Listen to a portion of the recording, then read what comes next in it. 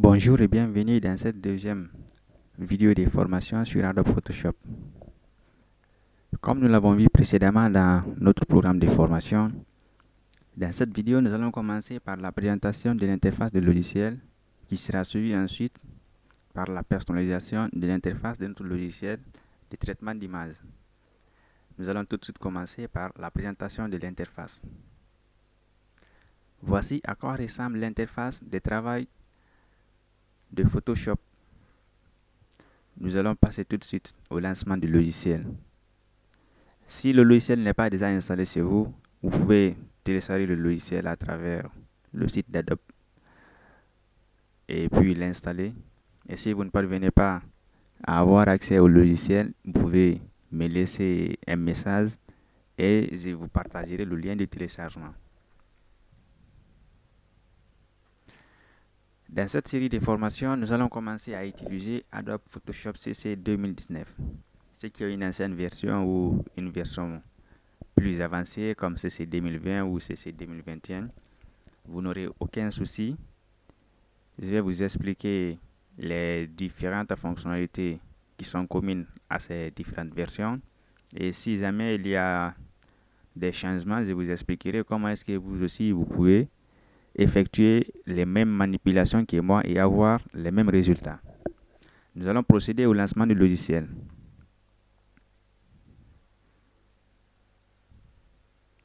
Pour ceux qui ont une ancienne version, par exemple Adobe Photoshop CS6, n'auront pas cette interface. C'est dans les nouvelles versions à partir d'Adobe CC 2014 que nous avons par exemple cette page d'accueil, la page de bienvenue dans Photoshop. La page d'accueil va nous proposer deux solutions. Soit nous allons ouvrir ici un document déjà existant, ou bien nous allons créer un nouveau document. Récent, la liste, l'onglet récent va énumérer les documents sur lesquels vous avez récemment travaillé. Par exemple, il y a 12 heures de cela, j'ai travaillé sur ce corporate flyer. Il y a 14 heures de cela, j'ai aussi travaillé sur cette autre image, et ainsi de suite. Les deux boutons qui sont là, créer, comme je vous l'ai dit, il va nous permettre de créer un nouveau document. Et ouvrir va nous permettre d'ouvrir un document déjà existant. Pour les documents déjà existants, il ne faut pas que ça vous surprenne. Ça peut être n'importe quel document, à savoir une image au format JPEG, un document qui est déjà au format Photoshop, le format PSD, le format standard de Photoshop, c'est-à-dire le format projet. À travers ces formats, vous pourrez apporter à tout moment des modifications sur votre image. Nous allons en venir sur ce format plus tard. Même les documents PDF, vous pouvez les ouvrir pour pouvoir effectuer des modifications avec. Pour une première fois, nous allons créer ici un nouveau document. Et nous avons maintenant la fenêtre Nouveau document. Bon, pour cette première fois, ne vous inquiétez pas, nous allons juste prendre un modèle pour pouvoir accéder à l'espace de travail qu'on va vous présenter. Ne soyez pas étonnés de ce que nous allons faire. Pour le moment, ne vous occupez pas des dimensions qui sont là. Nous allons les expliquer plus tard. Je vais juste prendre une dimension web, par exemple. Une dimension que je vais prendre juste pour l'explication. Nous allons voir plus tard comment, quel format choisir pour quel document. Nous allons choisir le format web le plus courant et nous allons cliquer ici sur créer. En ce temps, notre nouveau document sera créé. Voici la seconde interface de notre logiciel. Nous étions sur l'interface d'accueil et voilà maintenant l'espace de travail. Cet espace de travail nous réserve quoi et quoi? Comme tous les autres logiciels, généralement avec les logiciels, nous avons une première barre qui est nommée la barre des titres. Mais aujourd'hui, ils ont tendance à raccourcir les deux barres, la barre de titre et la barre de menu. C'est-à-dire la barre sur laquelle on mettait le titre de la fenêtre en question. Ils ont généralement préféré mettre le logo à la place du titre. Parce que ça affichait automatiquement ici le nom du logiciel et suivi aussi du nom du fichier qui est ouvert. Mais avec Photoshop, vous avez le logo de Adobe Photoshop qui est là sur la même barre que les menus. Donc la première barre qui est là, c'est la barre des menus. Ne vous inquiétez pas pour les menus, je vais vous les expliquer un par un. Ensuite, après la barre des menus, vous avez ici la barre des propriétés. Ces différentes propriétés vont nous permettre d'apporter beaucoup de modifications d'après les outils sélectionnés, d'après l'outil sélectionné en question. Ici, vous avez la palette d'outils.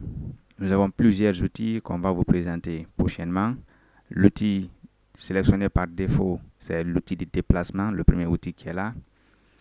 Et nous avons aussi par là la palette des calques. Ici, nous avons par exemple 3 palettes réunies. Nous avons la palette des calques qui va nous afficher les différents calques contenus dans notre document. Il ne faut pas que la notion de calque vous inquiète. Nous allons définir c'est quoi un calque, à quoi ça sert dans notre cas. Et aussi, nous avons la palette des couches, la palette des tracés. Nous en reviendrons plus tard. Dans les nouvelles versions, vous avez une palette de formation, une palette de tutoriels, c'est une palette d'auto-formation. Découvrir Photoshop tutoriel pas à pas, directement dans l'application. Soit ici une rubrique ci-dessous pour commencer. Là, on a les compétences, retoucher une photo, réaliser des effets créatifs. Et il faudrait avoir accès à Internet pour en tirer mieux profit. On est ici mis en exure des couleurs. Et voilà. Nous avons par exemple ici un petit tutoriel qui vous explique comment réaliser cet effet. En cliquant sur suivant, vous avez les détails qui sont là, ainsi de suite. Bien. Pour le moment, on ne va pas s'intéresser à ça. Vous pourrez découvrir ça tout seul. Ok. Je vais fermer cet onglet. Je vous expliquerai tout à l'heure à quoi servent ces onglets. Ici, c'est la palette de formation pour ceux qui veulent s'auto-former facilement, pour découvrir plus de fonctionnalités dans ce logiciel. Aussi, nous avons la palette des couleurs. Cette palette va nous permettre de choisir une couleur, et cette couleur, nous pouvons l'utiliser pour effectuer le remplissage de nos différents objets, des formes ou bien même de notre texte. Aussi, le nuancier, nous avons la palette de nuanciers. Le nuancier, il regroupe plusieurs couleurs déjà prédéfinies. Vous pouvez retrouver plusieurs couleurs ici. Si vous avez besoin d'une couleur, par exemple, nous avons rouge clair, rouge orange clair, jaune orangé clair, ainsi de suite. Vous pouvez choisir la couleur et l'appliquer sur votre forme ou sur votre élément en question. Nous verrons plus tard comment les utiliser. Ensuite, nous avons la zone de travail qui est là. Cette zone de travail, c'est une zone très importante. C'est cette zone qui va nous afficher le contenu de chaque calque.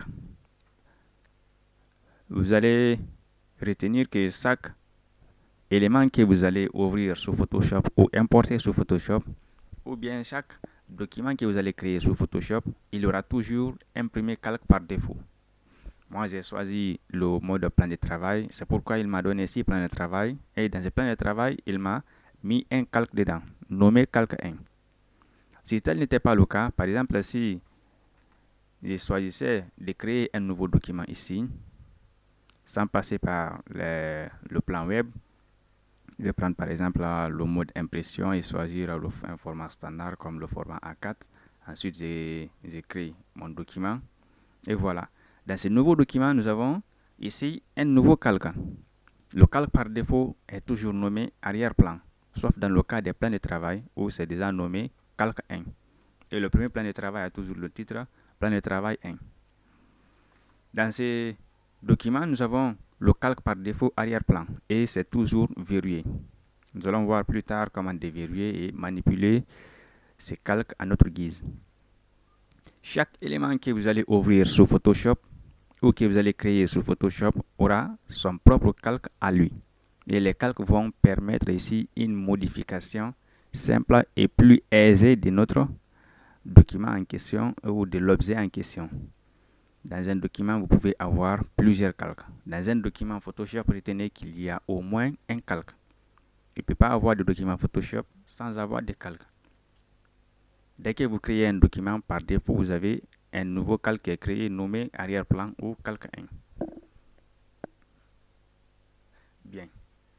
C'était tout pour la présentation de l'interface de ce logiciel. Nous allons poursuivre dans la vidéo suivante comment personnaliser, modifier, changer l'emplacement de certains outils d'après nos besoins. Mais avant de vous quitter, j'aimerais vous parler aussi de la règle. Cette règle va nous permettre de placer des repères dans notre document. Nous allons voir comment utiliser ces repères plus tard. Ça va nous permettre de positionner les repères.